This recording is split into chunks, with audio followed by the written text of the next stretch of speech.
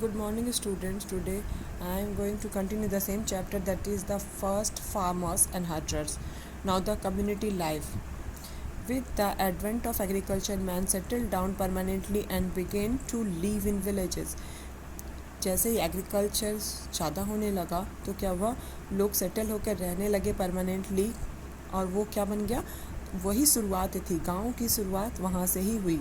A neolithic village consisted of a few closely built houses surrounded by a common fence of princely bush or mud wall. जो गांव होते थे, a neolithic village consisted of, neolithic village जो होते थे वो क्या होते थे, क्लोजली बिल्ट हाउसेस. उसमें क्लोजली यानी आसपास में हमें घर देखने को मिलते हैं जो कि सराउंडेड गोल करके बनाए जाते थे, बाई ये आसपास होते थे, बाई ये कॉमन फेंस, जिसमें कॉमन फेंस यानी कि चारों तरफ जो है बाउंड्री वॉल्स होते थे. किसका बाउंड्री वॉल हम बनाते थे, प्रिंसली बुश और मड वॉल. प्रिंसली बुश यानी कि कांटेदार झाड़ियों का, या फिर मड यानी मिट्टी का वॉल बना दिया करते थे ताकि उनका जो है बाउंड्री वॉल्स बन जाए. The concept of the families came into being. अब जो है कॉन्सेप्ट, फैमिलीज का कॉन्सेप्ट जो है इस समय आ गया. The families living in A neolithic village were closely related and shared the same customs. The families living in A neolithic village, जो फैमिलीज न्योलिथिक विलेज में रहते थे वो क्या रहते थे, रिलेटेड रहते थे एक दूसरे से, और शेयर करते थे अपने customs, beliefs and the method of worship, यानी अपने रीति रिवाज, अपने विश्वास, और मेथड ऑफ वर्शिप यानी पूजा करने के ढंग को एक दूसरे से शेयर करते थे. A group of such families is called a tribe. Group of such family, इस तरह के फैमिलीज़ को क्या कहा जाता था, ट्राइब्स कहा जाता था. The customs and the practices of the present-day tribes living in a remote regions have not changed much over the ages. अगर आप देखोगे तो कस्टम्स और प्रैक्टिस आज भी ट्राइब्स लोगों के अंदर वैसे ही देखने को मिलता है जैसे पुराने ज़माने में न्योलिथिक लोगों के समय देखने को मिलता था. He observing them, by observing them we can draw conclusion about the lifestyle of the Neolithic tribes. अगर हम ऑब्ज़र्व करेंगे तो हम इस कंक्लूज़न में पहुँच सकते हैं कि न्योलिथिक मैंस का लाइफ स्टाइल कैसा होता था. The people of the Neolithic village carried out activities like farming, herding, hunting, gatherings and fishing in groups. Neolithic village के लोग क्या करते थे, क्या क्या काम करते थे, तो फार्मिंग करते थे, हर्डिंग यानी खेती करते थे, इसके अलावा चरवाही करते थे, हंटिंग शिकार करते थे, गैदरिंग इकट्ठा करने का भी काम करते थे, और मछलियों को भी पकड़ते थे. सारे वर्क कैसे करते थे, वो ग्रुप्स में करते थे. The tribes jointly owned natural wealth such as the land, forest, water source etcetera. Tribes jointly owned, ये सारे ट्राइब्स लोगों का एक साथ जो है नेचर के ऊपर जो है वेल्थ यानी कि नेचर के धन के ऊपर एक साथ अधिकार होता था, ज़मीन पर, जंगल पर और पानी के सोर्सेस पर. Hence there were no inequality within the tribes in term of wealth. इस तरह से अगर हम देखें तो इनइक्वालिटी देखने को नहीं मिलता है हम लोगों को किसी के भी वेल्थ में. सबके पास एक ही चीज़ हुआ करता था. क्या क्या होता था, उनके पास ज़मीन होते थे, उनके पास जंगल होते थे, और यहाँ तक कि उनके पास वाटर के सोर्सेज होते थे.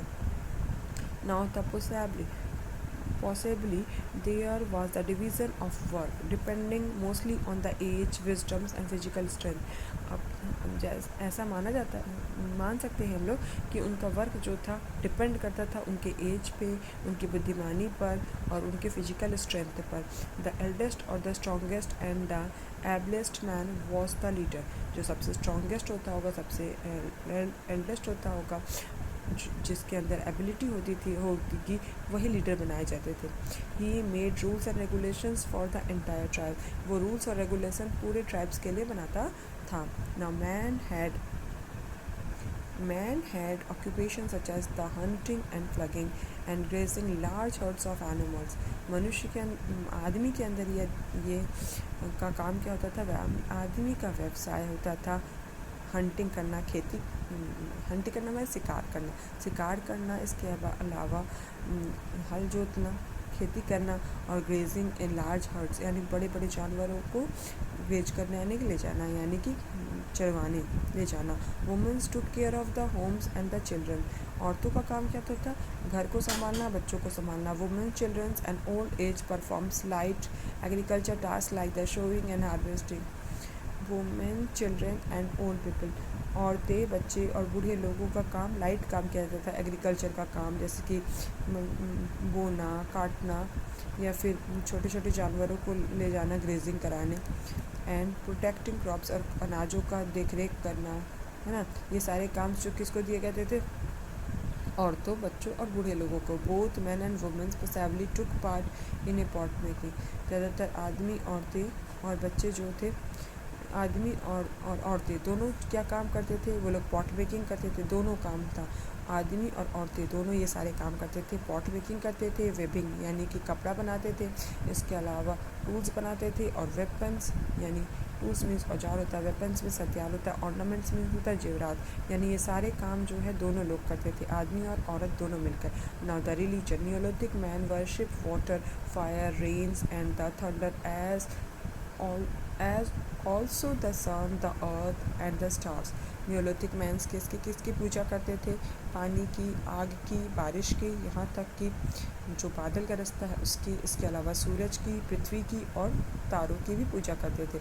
ही worshipped the cow in thankfulness for the bounty it provided and snake in fear.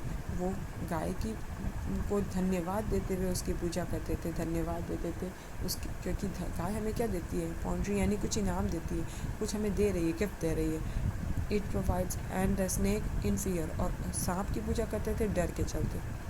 धन्यवाद।